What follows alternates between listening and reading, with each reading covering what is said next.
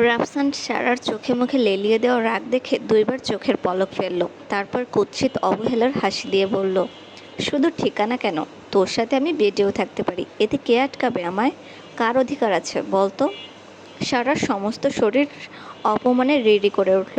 সে দাঁতে দাঁত চেপে দৃঢ় গলায় বলল, আমি আটকাবো? আমার নিজের শরীরের ওপর আমার অধিকার আছে। আপনি চাইলে কিছুই করতে পারবেন না। রাফসান এবার চেয়ার ছেড়ে উঠে দাঁড়ালো। সে ধীর পায়ে শিকারি চিতার মতো সারার দিকে এগোতে লাগলো।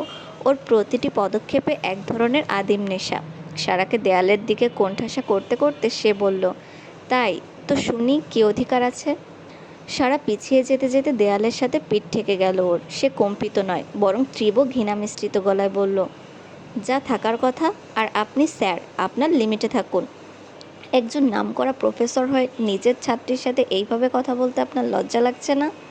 রাফসান এক ঝটকায় সারার দুই কাঁধ ধরে ওকে শক্ত দেয়ালের সাথে চেপে ধরল। ওদের মাঝখানে এখন 1 ইঞ্চিরও দূরত্ব নেই। রাফসান সারার মুখের ওপর ঝুঁকে এসে তপ্ত নিঃশ্বাস ছেড়ে হিসিয়ে বলল, কই, আমি তো এখানে কোনো ছাত্রীকে দেখছি না।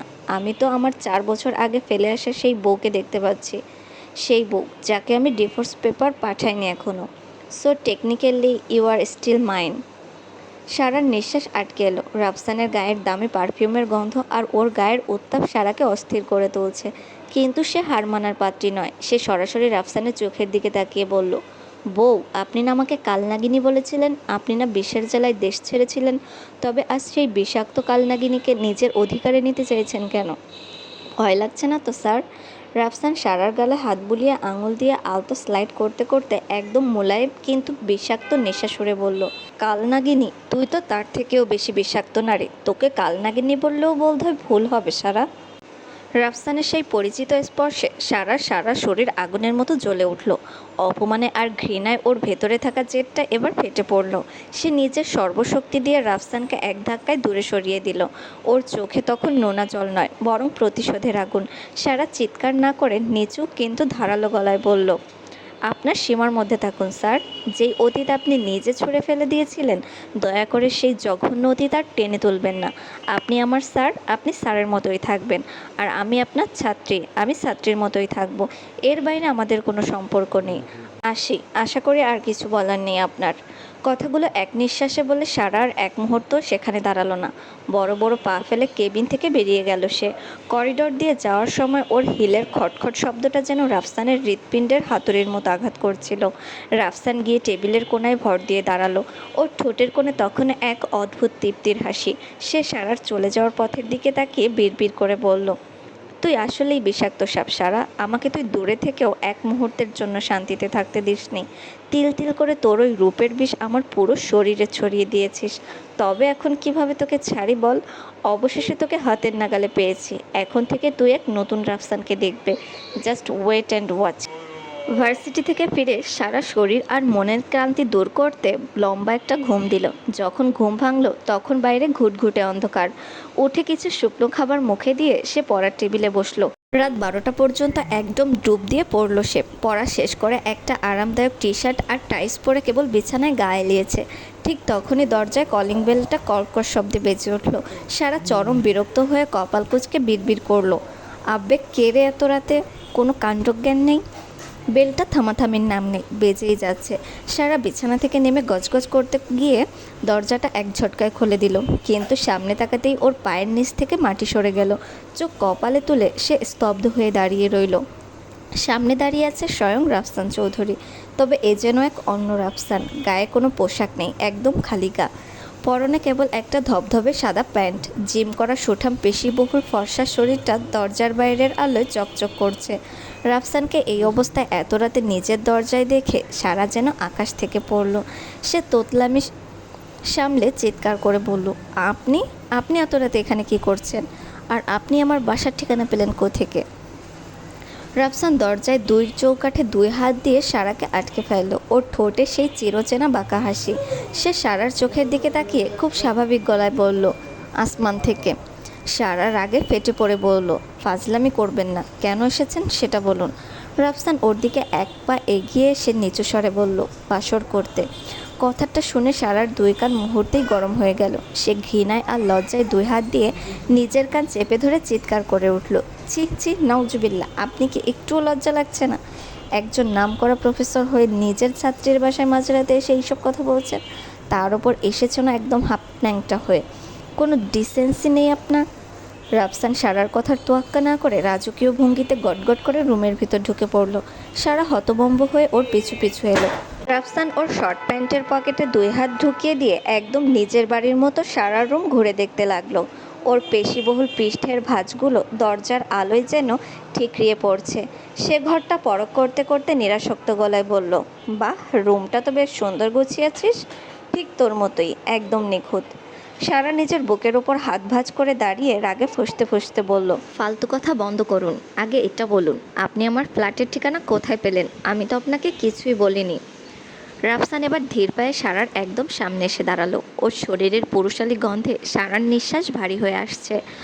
রাফসান ওর পকেট থেকে ডান হাতটা বের করলো এবং অত্যন্ত অধিকার নিয়ে সারার কপালে এসে পড়া অবাধ্য চুলগুলো আলতো করে আঙুল দিয়ে কানের পিঠে গুজে দিল। সারার শরীর অপমানে আর এক অজানা শিহরণে কেঁপে উঠল। রাফসান ওর চোখের মনির দিকে তাকিয়ে ফিসফিস করে বলল, তোকে তো আগেই বলেছি সারা, তোর ঠিকানা বের করতে আমার বড়জোর 1 মিনিট সময় লাগবে। তবে সত্যি বলতে খুব একটা পরিশ্রম করতে হয়নি, কারণ তুই যে ফ্ল্যাটে আছিস তার ঠিক পাশের ফ্ল্যাটটাই আমার। তুই আমার প্রতিবেশী হয়ে এসেছিস, আর আমি জানবো না তা কী করে হয়? সারা চোখ দুটো বিস্ময়ে বড় বড় হয়ে গেল। সে তোতলামি করে বলল, মানে? সারার মনে হচ্ছিল পায়ের নিচের মাটিটা দুলছে। সে কি কোনো আধুনিক জাপানে এসেছে, নাকি রাফসানের পাতা কোনো মায়াজালে আটকা পড়েছে? ভার্সিটিতে লেকচারার হিসেবে রাফসান, আর এখন নিজের শোবার ঘরের দরজা আধো উলঙ্গ অবস্থায় সেই একই মানুষ। রাফসানকে এভাবে নিজের ব্যক্তিগত পরিসরে আবিষ্কার করে যেন সারা পাথর হয়ে গেছে। সারাকে ওভাবে বিমূঢ় হয়ে দাঁড়িয়ে থাকতে দেখে রাফসান সুযোগটা হাতছাড়া করল না। সে সারার কানের একদম কাছে মুখ নিয়ে এলো। ওর তপ্ত নিঃশ্বাস সারার গলায় আছড়ে পড়ছে। রাফসান খুব নিচু স্বরে একদম মাদকতা মেশানো গলায় বলল, you look so beautiful right now Sara, বিশ্বাস কর, কে এভাবে দেখে আমার কিন্তু সত্যি সত্যি অন্য কিছু করার মোড় চলে আসছে। সারা রাগে আর ঘেন্নায় দাঁত কিরমির করে উঠল। এই লোকটা কি মানুষ নাকি জানোয়ার? সে রাফসানকে ধাক্কা দেওয়ার চেষ্টা করে চিৎকার করে বলল, অসভ্য লোক কোথাকার, বের হন বলছি আমার বাসা থেকে, এক্ষুনি বের হন। রাফসান একটুও না নড়ে বরং সারার কোমরে হাত দিয়ে আরও শক্ত করে জড়িয়ে ধরল। ওর চোখে এখন এক আদিম শিকারীর দৃষ্টি। সে বাঁকা হেসে বলল, মগের মুল্লুক নাকি? তুই পাশের ফ্ল্যাটে এসে ধপাধপ শব্দ করে আমার ঘুম হারাম করে দিচ্ছিস, আর এখন আমি এমনিতে চলে যাব? ফুল না হোক, অন্তত হাফ কেজি রোমান্স করে তবেই যাব। সারা কিছু বুঝে ওঠার আগেই, কোনো প্রতিবাদ করার সুযোগ দেওয়ার আগেই রাফসান এক ঝটকায় সারাকে নিজের শক্ত বুকের সাথে মিশিয়ে নিল। এক হাতে সারার ঘাড়টা শক্ত করে ধরল, যেন সে নড়তে না পারে, আর পরক্ষণেই তার ঠোঁট ডুবিয়ে দিল সারার কোমল ঠোঁটে। সারার আগে হিতাহিত জ্ঞান হারিয়ে রাফসানের শক্ত আর সুঠাম পিঠে ধুমধাম কিলঘুষি মারতে লাগলো। কিন্তু রাফসান যেন পাথরের তৈরি। সারারের আঘাতে তার কিছুই এলো গেল না। সে ছাড়ার বদলে যেন আরও নেশাতুর হয়ে সারার ঠোঁটে আক্রমণ বাড়িয়ে দিল। সারার মনে হচ্ছে দম আটকে এক্ষুনি যান বেরিয়ে যাবে। অনেকক্ষণ পর রাফসান সারার ঠোঁট ছাড়ল। সারার ঠোঁট থেকে ঠোঁট সরিয়ে নিতেই দুজনের খাঁচা থেকে ছাড়া পাওয়া শিকারের মতো হাঁপাতে লাগলো। দুজনের দ্রুত নিঃশ্বাসের শব্দে নিস্তব্ধ রুমটা যেন ভারী হয়ে উঠল। সারার ঠোঁট দুটো অপমানে আর রাফসানের বুনো কামড়ে লাল হয়ে ফুলে উঠেছে। সারা নিজের বুকে হাত দিয়ে হাঁপাতে হাঁপাতে কান্না মেশানো রাগী গলায় বলল, অসভ্য নির্লজ্জ পুরুষ একটা, আমি আপনার নামে নারী নির্যাতনের মামলা করব। রাফসান হাঁপাতে হাঁপাতে আবার সারাকে এক ঝটকায় টান দিয়ে নিজের নগ্ন বুকের সাথে লেপ্টে ধরল। সারার গালটা রাফসানের ঘামে ভেজে শক্ত কোমল বুকে পিষ্ট হতে লাগলো। রাফসান সারার কানের কাছে মুখ নিয়ে এসে ফিসফিস করে বলল, বউয়ের সাথে রোম্যান্স করে যদি জেলে যেতে হয়, তাহলে আমি রাফসান একবার নয় বহুবার জেলে যেতে রাজি আছি সারা। সারা রাফসানের বুক থেকে ছাড়া পাওয়ার জন্য আপ্রাণ ধস্তাধস্তি করতে করতে রাগে হিসিয়ে বলল, কিসের বউ? আপনিই তো বলেছিলেন আপনি আমাকে বউ হিসেবে মানেন না। আমার জন্য দেশ ছেড়েছেন, আমাকে কালনাগিনী বলেছিলেন, তাহলে এখন কেন নির্লজ্জের মতো বউ বলছেন? রাফসান সারার ঘাড়ে মুখ ডুবিয়ে দিয়ে গভীর ও উত্তপ্ত নিঃশ্বাস নিতে নিতে বলল, আমার মত ঘুরে গেছে সারা, এখন ডিভোর্স না, তোকে নিয়ে আমি নতুন করে সংসার করব, তোকে আদর করতে করতে লালে লাল বানিয়ে দিব। রাফসানের মুখে এমন নির্লজ্জ কথা শুনে সারার রাগে কান দিয়ে যেন ধোঁয়া বের হতে লাগলো।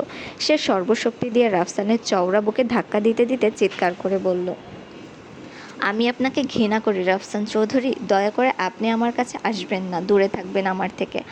আপনাকে জাস্ট আমার বিরক্তিকর লাগে। এখন ছাড়েন বলছি আমায়। সারা এত পাগলের মতো রাফসানকে ধাক্কাচ্ছে যে ধস্তাধস্তির এক পর্যায়ে রাফসানের শর্ট প্যান্টের ফিতা টান খেতে শুরু করলো।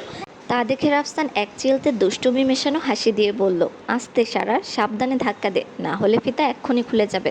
তখন কিন্তু আমার কোনো দোষ নেই। রাফসানের কথার গূঢ় অর্থ সারা প্রথমে ঠিক ধরতে পারল না। সে হঠাৎই থমকে গিয়ে শান্ত হয়ে বিস্ময় ভরা চোখে তাকিয়ে বলল, মানে? রাফসান সারার প্রশ্নের কোনো উত্তর দিল না, বরং চোখের পলকে এক ঝটকায় সারাকে পাজা কোলা করে তুলে নিল। সারা কিছু বুঝে ওঠার আগেই রাফসান ওকে বিছানায় শুয়ে দিল, অতঃপর নিজেও সারার ওপর অর্ধেক ভর দিয়ে শুয়ে পড়ল।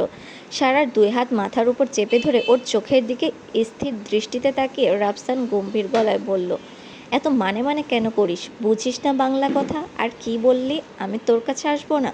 শুনে রাখ সারা, গুনে গুনে 4টা বছর আমি যে একাকিত্বে ভুগেছি, তার শাস্তি তো তোকে পেতেই হবে। তুই যত আমাকে দূরে ঠেলবি, আমি ততই তোর কাছে আসবো। বলেই রাফসান আরও জাঁকিয়ে শুয়ে সারার উপর নিজের এক পা তুলে দিল। তারপর সারাকে 2 হাত দিয়ে নিজের বুকের মাঝে একদম পিষে ধরে ওর ঘাড়ে মুখ গুজে দিল। রাফসানের শরীরের ভার আর শক্ত বাঁধনে সারার যেন দম বন্ধ হয়ে আসছে। সে আপ্রাণ ছটফট করতে করতে রুদ্ধশ্বাসে বলল, আপনার সমস্যা কি বলুন তো? মাঝরাতে আপনি আমার বাসায় এসে এমন অসভ্যতামি করছেন কেন? ছেড়ে দিন আমাকে। রাফসান সারার ঘাড়ের নরম চামড়ায় নিজের নাক ঘষতে লাগলো। সারার গায়ের গন্ধে ও যেন ক্রমশ হিতাহিত জ্ঞান হারিয়ে ফেলছে। সে সারাকে আরও আষ্টেপৃষ্টে জড়িয়ে ধরে বুঁদ হওয়া গলায় বলল, সারা, তুই অনেক বড় হয়ে গিয়েছিস। তোর শরীরটা যেন কোনো অমৃত। যতবার তোকে ছুঁই মনে হয় আরও বেশি করে পাই। সারা শরীর অপমানে আর এক অজানা শিহরণে রিরি করে উঠল। রাফসানের তপ্ত নিঃশ্বাস ওর ঘাড়ের কাছে আগুনের মতো লাগছে।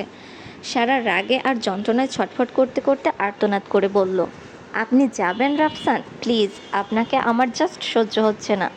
রাফসান সারার ওই আকুতি শুনে একটুও টলল না। সে চোখের পলকে এক ঝটকায় সারার ঠোঁটে নিজের ঠোঁট ডুবিয়ে দিয়ে একটা গভীর চুমু খেলো। পরক্ষণেই ঠোঁট সরিয়ে নিয়ে ভারী গলায় বলল, তোর সহ্য হওয়া না হওয়াতে আমি কোনো ধার ধারি না। এখন বল, চুপ করে ঘুমাবি নাকি আমাকে অন্য কিছু করতে বাধ্য করবি?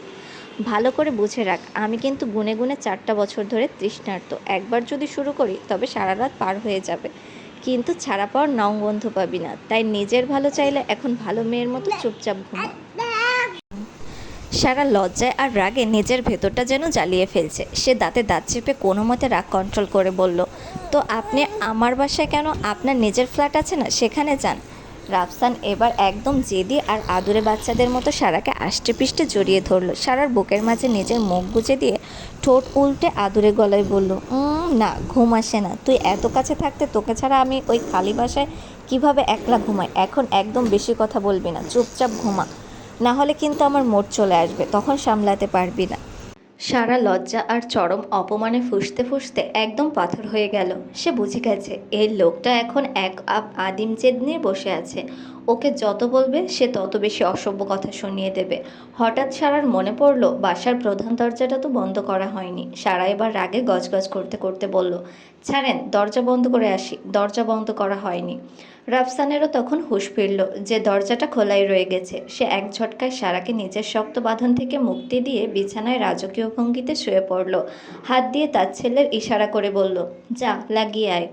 সারা বড় বড় শ্বাস নিতে নিতে দরজার দিকে এগিয়ে গেল। এদিকে রাফসান বিছানায় 4 হাত পা ছড়িয়ে দিয়ে ছাদের দিকে তাকিয়ে তৃপ্তির হাসি হাসতে লাগলো। সারা বাইরে গিয়ে দরজাটা শক্ত করে আটকে দিয়ে আবার রুমে ফিরে এলো। সারাকে রুমে ঢুকতে দেখে রাফসান বিছানায় কনুইয়ের ওপর ভর দিয়ে আধশোয়া হয়ে এক দৃষ্টিতে সারার চোখের দিকে তাকিয়ে মাদকতা ভরা গলায় গেয়ে উঠল, আজ পাশা খেলবো রে শ্যাম।